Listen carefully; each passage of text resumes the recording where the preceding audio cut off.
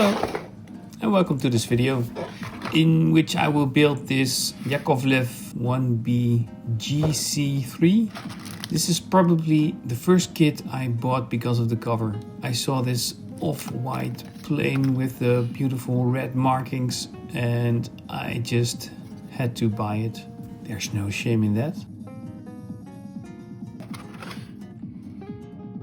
It also includes some masks for the canopy, which I never had in a kit, so that's a first, and they worked really great.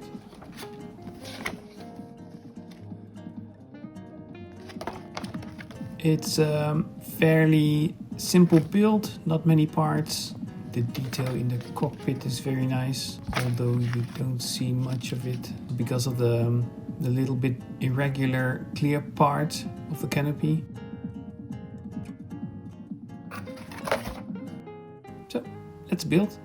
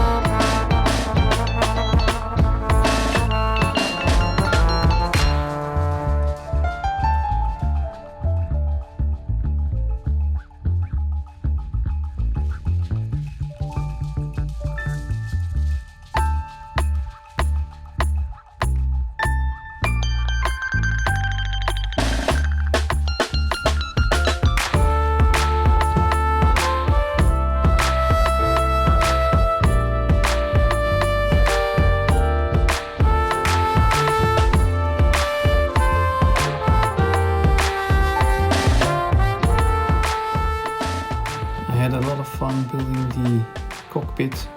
Maybe it's for every model builder one of the nicest bits about building airplanes. You can put a lot of detail in it, and you will be the only one who knows how much work and effort you put in the cockpit, because not many people will see it ever again. I tried to make some seat belts from Tamiya masking tape. I folded it over so it wouldn't have a sticky side anymore. Tried to paint some detail on them. I did not look at any reference pictures for this. I just used my imagination. And for a first time, I was pretty pleased with the result.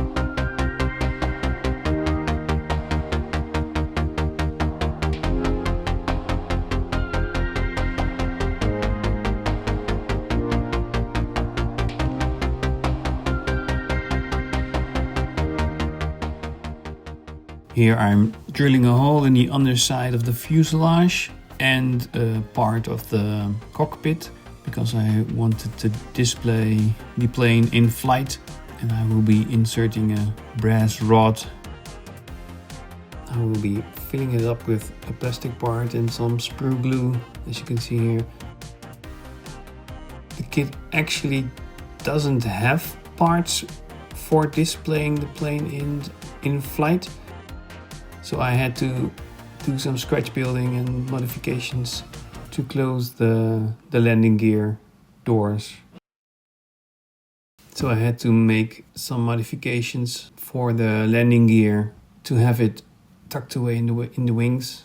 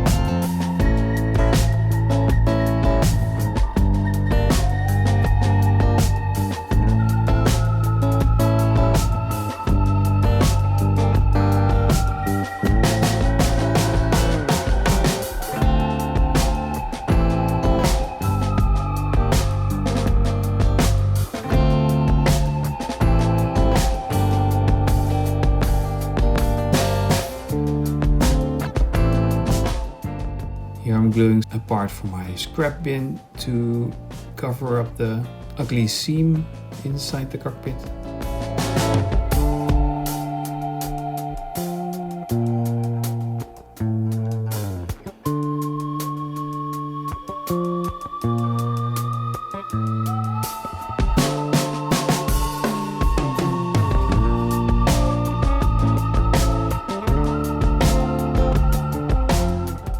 On with the wings. This was actually the part that gave me the most trouble.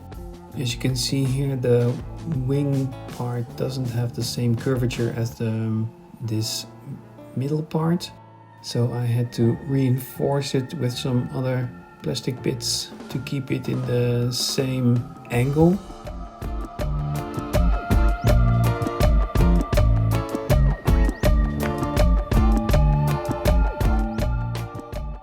Probably didn't glue the parts in the correct order because I couldn't get the fuselage onto the wings, but a quick cut solves the problem.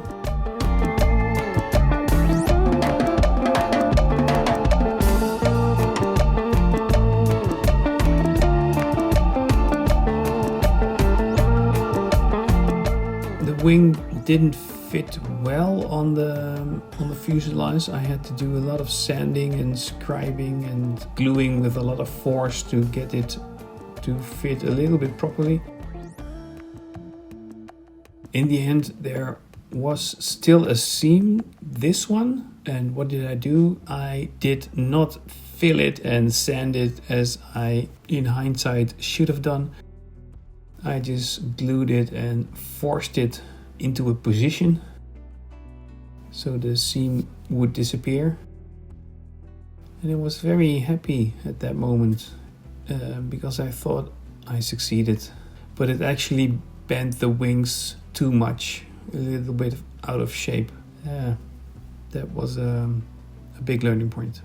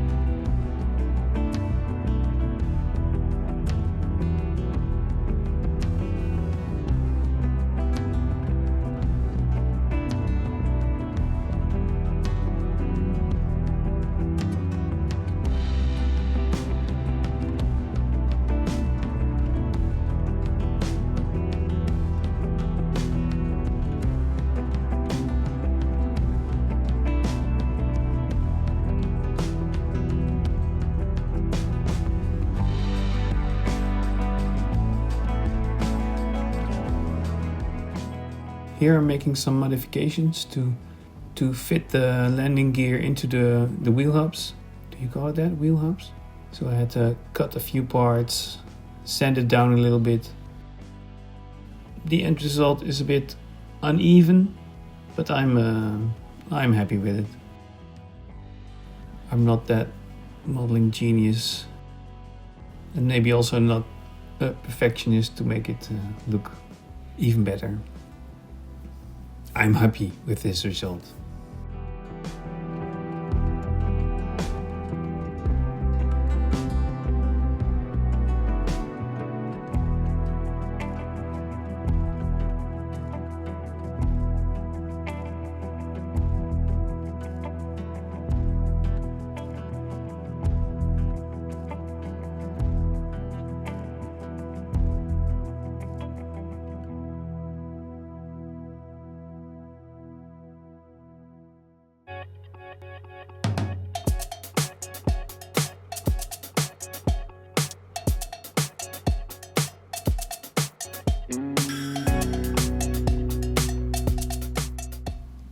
These are the masking stickers for the canopy.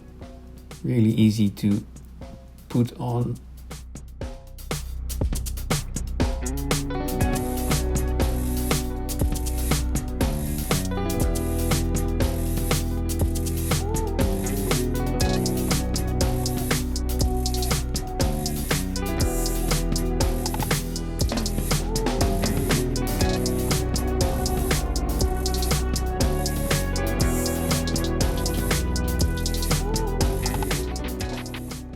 Set the front and rear canopy part in place with some extra thin cement, and the middle part with some clear part glue from ammo, probably because I didn't decide if I wanted to have the canopy open or not.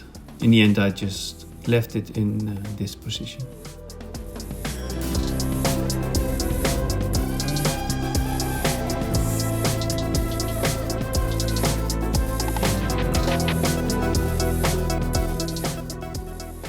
I sprayed the most part of the airplane outside with rattle cans in a light blue RLM 76 and the top in racing white.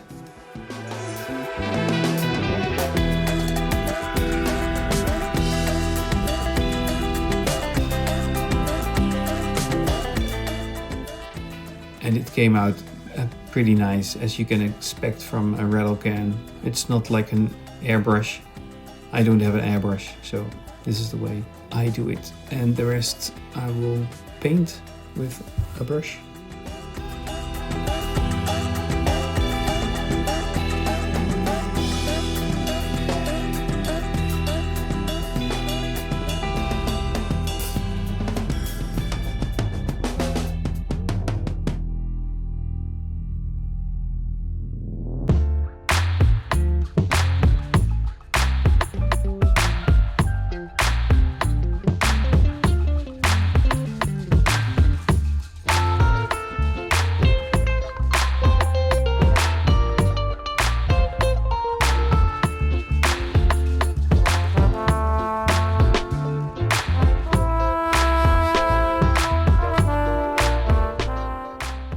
Onto my favorite part of model building, the decals, whatever, stickers. This is the reason I bought the airplane, the beautiful off-white. Actually, it says white in the instructions, but on the airplane, on the box, the airplane looked a little bit more off-white, and the warm tone of the white fits better with these red decals. I really am enjoying this part of the build. And the decals made by Artograph were amazing. Not too thin, not too thick, and they really conform to the shape of the fuselage. Really good. I'm happy.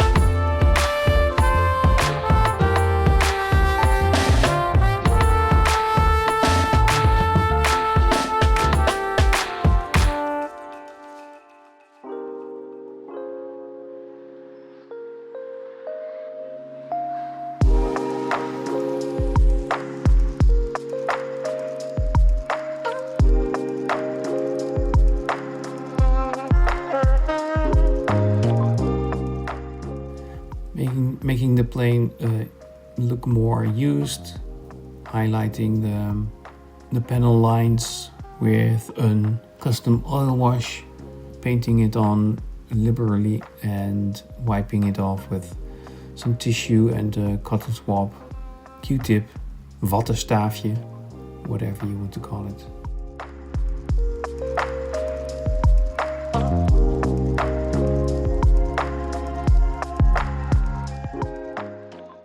Wiping the most off, only to leave the oil paint in the panel lines and leaving a tiny bit of residue to make the uniform color of the panels a bit more interesting.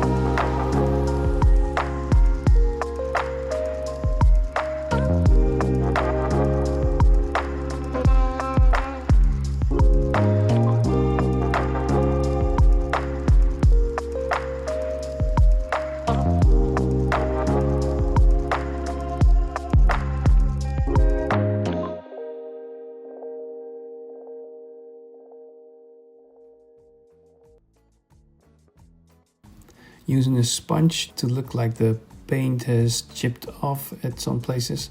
When I look back, I really did not do my research what color was actually under this paint, or if the paint completely chipped off, what material the plane was made of. Maybe I should have used another color, but this was the color on the underside of the airplane, so I used this.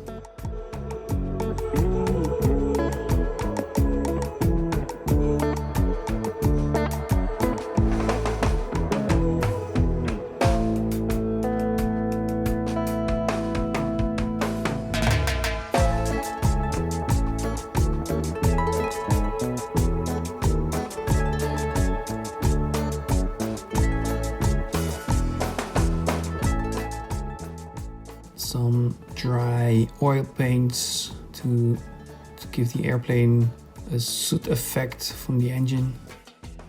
Later I wasn't completely pleased with the soot effect I made, so I came back and gave it some more off camera.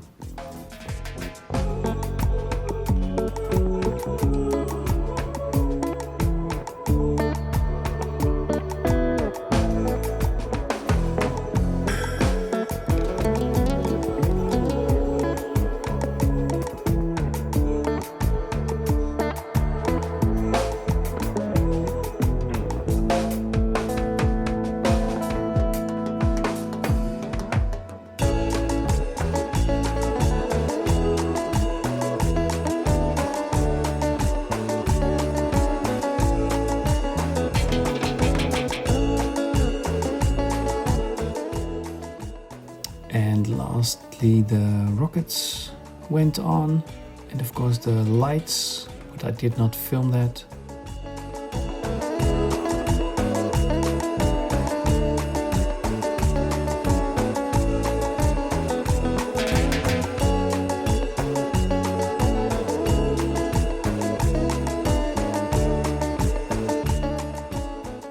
Peeling off the stickers of the canopy. And here you can see the glass that's a bit inconsistent in thickness, so you get a lot of distortion when you look inside. And I had some glue creeping up the rear canopy glass, made it look a little bit ugly there. And this is my finished result. Really fun to make an airplane again and to customize it to make it look like it's flying. When you look back in the montage, you realize you have learned a lot and you still have to learn a lot. Like not forcing the wing to go in position, but fill it and sand it. Be a little bit more careful with the glue near canopy parts. Buying a new rotating display stand that doesn't jitter under the weight of this rock. But anyhow, I hope you liked the video and see you in the next one. Bye. Doei. Mooi.